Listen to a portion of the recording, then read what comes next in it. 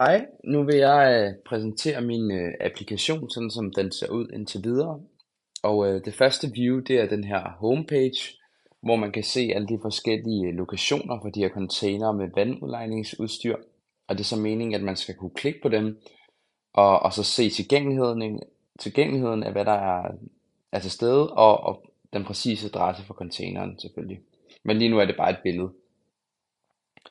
Så her ved venstre hjørne kan man klikke på Settings, og lige nu fører de der ikke nogen vejen hen, men blandt andet vil man kunne lave sin adgangskode om heroppe i Accounts blandt andet.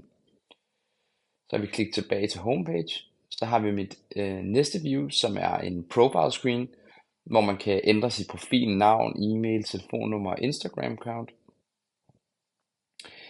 så frem man ønsker det her.